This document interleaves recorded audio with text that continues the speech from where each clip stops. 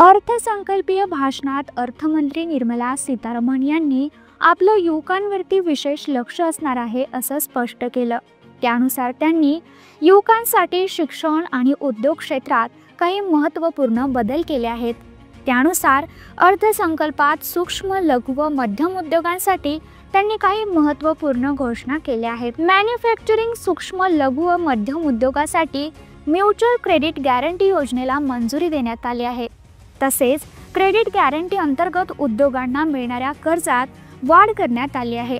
त्यानुसार आता credit guarantee अंतर्गत सूक्ष्म लघु आणि मध्यम उद्योगांना 10 कोटींपर्यंतचं कर्ज मिळणार आहे। विशेष म्हणजे स्टार्टअपसाठीच्या कर्जातही वाढ करण्यात आली आहे।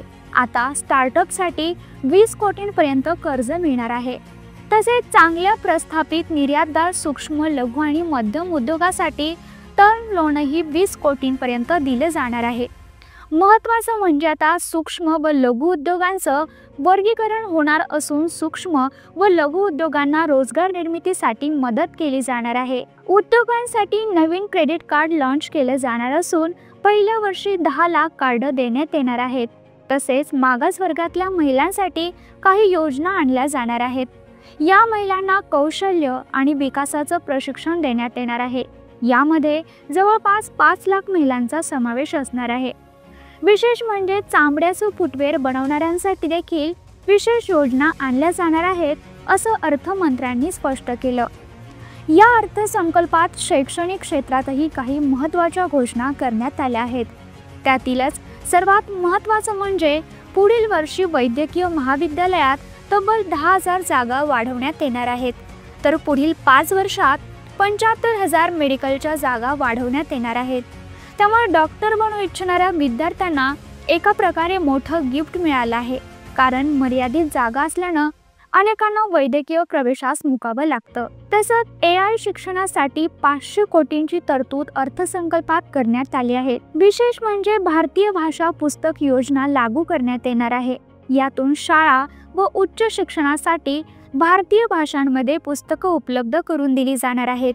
यातून विद्यार्थ्यांना त्यांचे विषय त्यांच्या भाषेत समजून घेणं सोपं जाणार आहे। त्यामुळे विद्यार्थ्यांसाठी ही मोठी आनंदाची बाब ठरणार आहे। अटल टिंकरिंग लॅबद्वारे विद्यार्थ्यांना तंत्रज्ञानाचा वापर करून नवनवीन शोध आणि निर्मिती करण्यास सक्षम बनवता येतं। याबाबत अर्थसंकल्पात महत्त्वाची घोषणा करण्यात आली असून आता 50 लाख अटल टिंकरिंग लॅब पुढच्या 5 वर्षात सरकारी शाळांमध्ये उभ्या केल्या जाणार आहेत।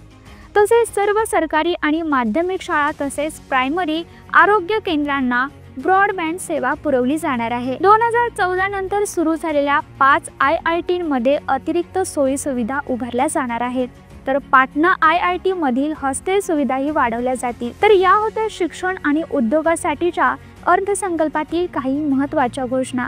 ही माहिती तुम्हाला कशी वाटली हे आम्हाला कमेंट करून नक्की सांगा आणि अशाच नवनवीन माहितीसाठी वृत्तम मराठीला आता सबस्क्राईब करा।